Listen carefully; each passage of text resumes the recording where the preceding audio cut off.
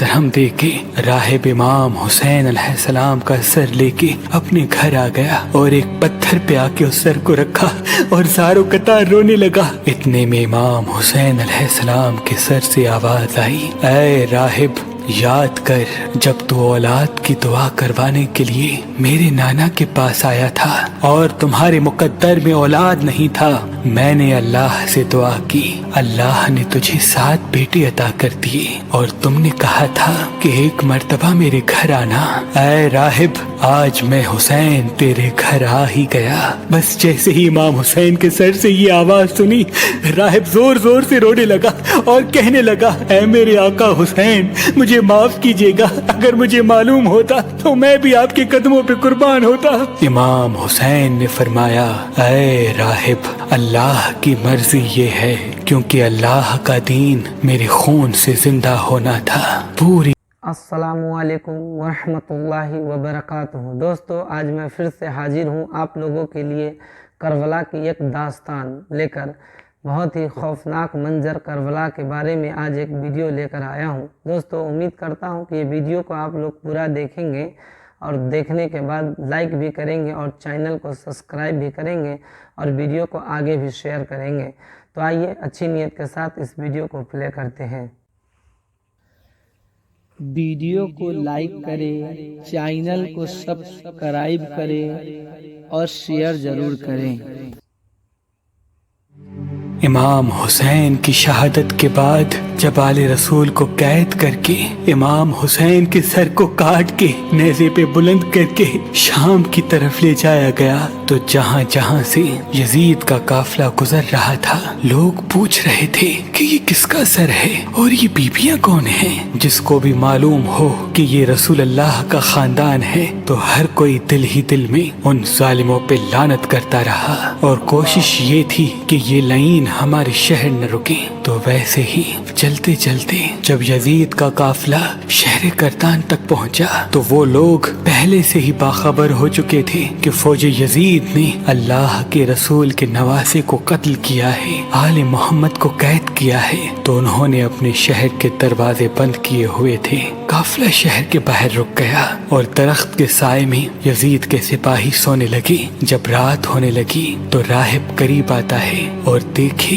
کہ ایک نورانی سر ہے جس پہ آسمان سے فرشتے آ کے سلام کر رہے ہیں اور وہ سر قرآن کی تلاوت کر رہا ہے۔ جیسے ہی واپس اپنے گھر جائے پوری رات سوچنے لگا کہ یہ کسی مقدس ہستی کا سر ہے۔ بس فوراً صبح آ کے سپاہیوں سے پوچھنے لگا کہ یہ کس ہستی کا سر ہے۔ فوج یزید نے کہا کہ یہ حسین ابن علی کا سر ہے۔ تو اس نے پوچھا کون حسین؟ اتنے میں شمر کہنے لگا حسین فاطمہ کا بیٹا، محمد کا نواسا۔ وہ چیخ کے زمین پہ بیٹھ گیا اور کہنے لگا کتنے بدبخت ہو، اپنے رسول کے نواسے کو ہی قتل کر دیا، اور یہ عورتیں کون ہیں؟ شمر کہنے لگا یہ رسول اللہ کی نواسیاں ہیں، بیٹیاں ہیں۔ وہ رو رو کے کہنے لگا اے شمر مجھے اس مقدس سر کو ایک رات کے لیے دے دو۔ شمر کہنے لگا یہ قافلہ شام جا کے رکے گا کیونکہ ہمیں یزید سے بہت بڑا انعام ملنا ہے۔ راہب نے کہا میرے پاس 10,000 درہم ہے، اگر ایک رات کے لیے سر دے دو تو وہ میں تمہیں دے دوں گا۔ سب آپس میں صلاح مشورہ کرنے کے بعد اس بات تک آ پہنچے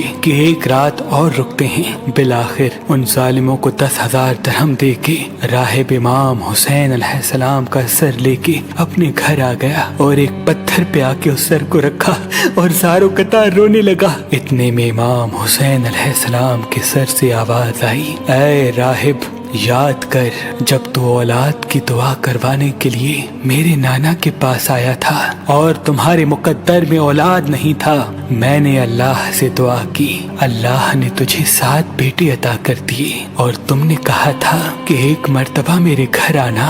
اے راہب آج میں حسین تیرے گھر آ ہی گیا۔ بس جیسے ہی امام حسین کے سر سے یہ آواز سنی راہب زور زور سے رونے لگا اور کہنے لگا اے میرے آقا حسین مجھے معاف کیجیے گا، اگر مجھے معلوم ہوتا تو میں بھی آپ کے قدموں پہ قربان ہوتا۔ امام حسین نے فرمایا اے راہب اللہ کی مرضی یہ ہے کیونکہ اللہ کا دین میرے خون سے زندہ ہونا تھا۔ پوری رات وہ مولا حسین کے سر سے گفتگو کرنے لگا۔ جب صبح کا وقت قریب آیا تو راہب نے سوچا کہ میں مولا حسین کا سر واپس کیسے کروں۔ تاریخ نے لکھا وہ جو 7 بیٹے امام حسین کی دعا سے ملے تھے ان میں سے ایک بیٹے کا سر قلم کر کے شمر کے پاس لے گیا۔ شمر نے جیسے ہی سر کھول کے دیکھا تو کہنے لگا یہ حسین کا سر نہیں۔ وہ واپس آیا، دوسرے بیٹے کا سر قلم کیا، انہوں نے وہ دیکھا، پھر کہا یہ حسین کا سر نہیں۔ ایسے کرتے کرتے راہب نے امام حسین کے عشق میں اپنے 7 بیٹے قربان کر دیے۔ جب آخری بیٹے کا سر شمر نے دیکھ کے یہ کہہ دیا کہ اے راہب تو وعدہ خلافی کر رہا ہے، اگر حسین کا سر نہیں دیا تو ہم تیرے پورے خاندان کو قتل کر دیں گے۔ بس جیسے ہی واپس اپنے گھر پہنچا تو امام حسین کے سر سے آواز آنے لگی اے راہب اپنے سارے بیٹوں کے سر ان کے جسم کے ساتھ رکھو، اللہ کے کرم سے تمہارے سارے بیٹے زندہ ہو جائیں گے، اور میرے سر کو اٹھاؤ فوج یزید کے حوالے کر دو، کیونکہ یہ اللہ کی مرضی ہے۔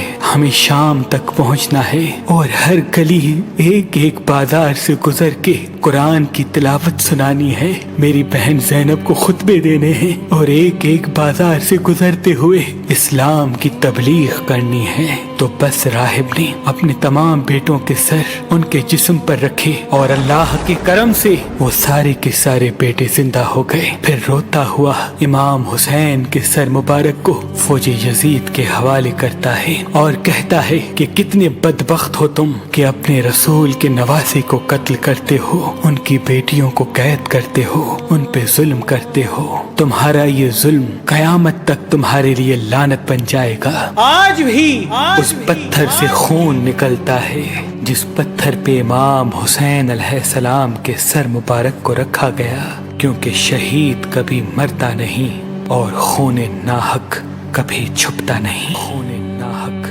دوستو ہمیں اور آپ کو چاہیے کہ تاریخی واقعہ اسلام کا جتنا بھی ہے سب کے بارے میں معلومات رکھیں۔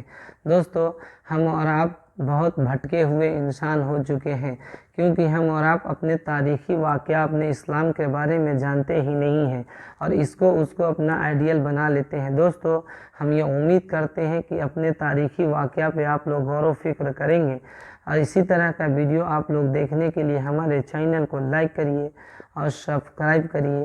ہم پھر ملیں گے آپ کے لیے تاریخی واقعات لے کر۔ السلام علیکم ورحمۃ اللہ وبرکاتہ۔